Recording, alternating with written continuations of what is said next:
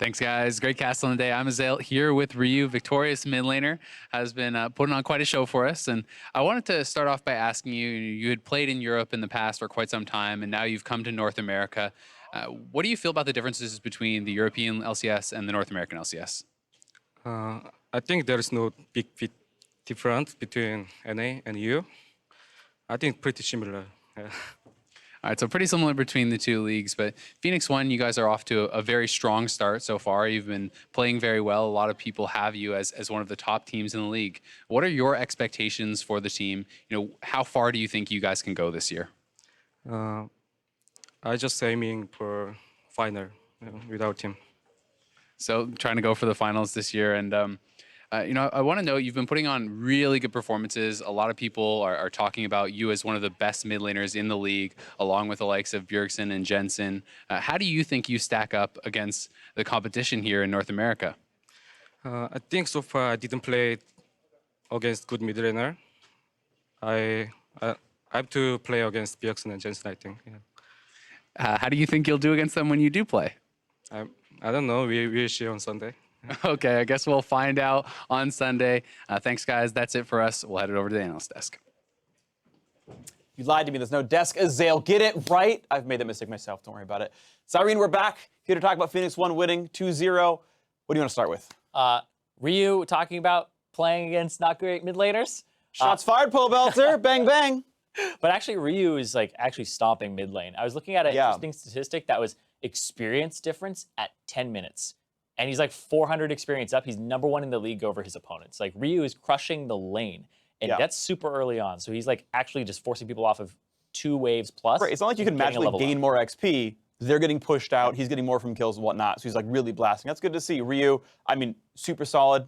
Double player of the game, I think, completely deserved. Carried the team fights both cases. Yeah, it makes me really hyped up for that matchup on Sunday that I can't shut up about. But it's good. Ryu playing against Bjergsen, that's going to be a really great one to see. Yeah, I mean, unfortunately, TSM didn't go far enough at Worlds to see it at Worlds. So, Ryu's got to bring it over to North America to play some NA mid laners because they just didn't show up at Worlds very clearly. Trying to boost us. I'm putting the shots fired in for the EU LCS on their behalf. While shooting us in the foot, too. Yeah, absolutely. Hey, you know what? I just go for the easy jokes, even if it's at my own expense. I don't want to talk about Champ Select, though. I thought Immortals, so I'm going to take the other side of it in a little bit, but I thought Immortals made a really bad choice in Champ Select. First round, red side, Jace, okay, I get. There's a good chance that Jace is the best top laner in the game right now. But why are you grabbing Syndra? Yeah. I don't know. I actually dislike it. Exactly. You pick Varus in that slot instead, because if you pick Syndra there, the mid lane is not pinched in any way, shape, or form, right? And Syndra has enough counters that we've seen with Corki, Fizz, and even Echo being played into it. So I think this is just absolutely wrong, because when you pick the Syndra, and when we had seen what order it was picked in, you pick the Syndra and the Jace.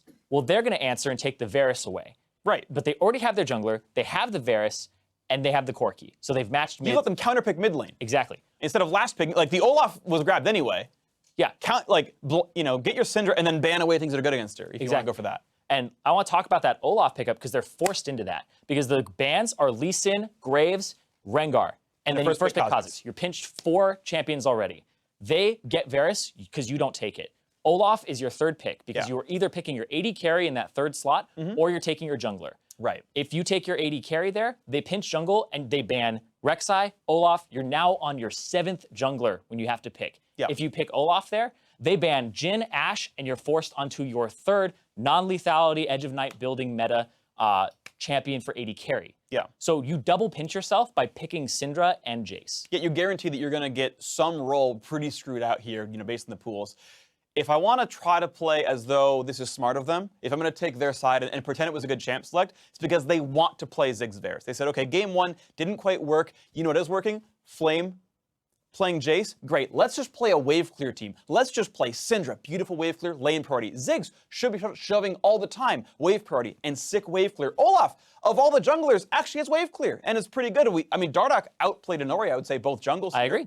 Level 6 to level 4 at one point in this game. So oh my god, Immortals said, you know what, we'll bait it. We'll go for lane priority anywhere. Then why is there a Bard here? Yep, no Zyra or Malzahar anywhere. It's Karma ban. There's no Zyra Malzahar, which blew my mind. Because I think the Olaf here was, okay, you can't take Zyra now, or else I just have something that runs your Zyra down.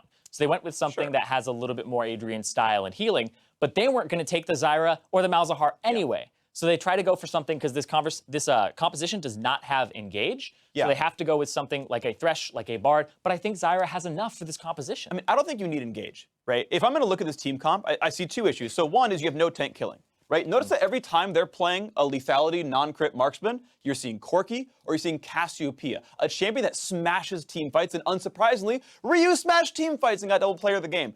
Ziggs Syndra, you've got to win by 25 minutes or you have Edge of Night and a Malva Mortius. Malva Mortius and a Spirit Visage. Or, sorry, over here, yes. right? Massive tank, right? You got choose for Ma. Here's your Hex Drinker. Here's your Hex Drinker. Here's your Locket. Like, everyone's invincible to you 30 minutes into the game, and you're playing double AP. Yeah. When JC just split pusher. Just win the game in 20 minutes, pick a Zyra, win your lane, actually have priority instead of losing lane when you have the chance to play Ziggs Zyra, right? And you can snowball. Because Poelter had priority on mid, and Dardoch was 2 levels up. Yep. There's no excuse to not smash bot lane when that happens. Yep. They had a winning top lane. They had a winning jungle. Yeah. And then in the mid lane, I mean, they kind of put themselves in a hole because the Corki came out.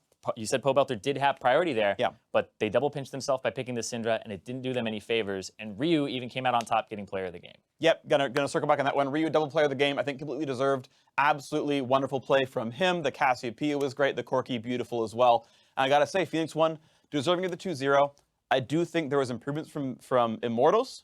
This series, as the cast said, was closer than we thought it was going to be coming into the day, but it's still now 4-1 versus 2-3. Yeah, I think Dardoch is definitely he was inconsistent, like kind of high highs and low lows. I think this was actually a game where he had some relatively good play all throughout. I think he actually played a little bit better than Inori the entire series, if you give their performance.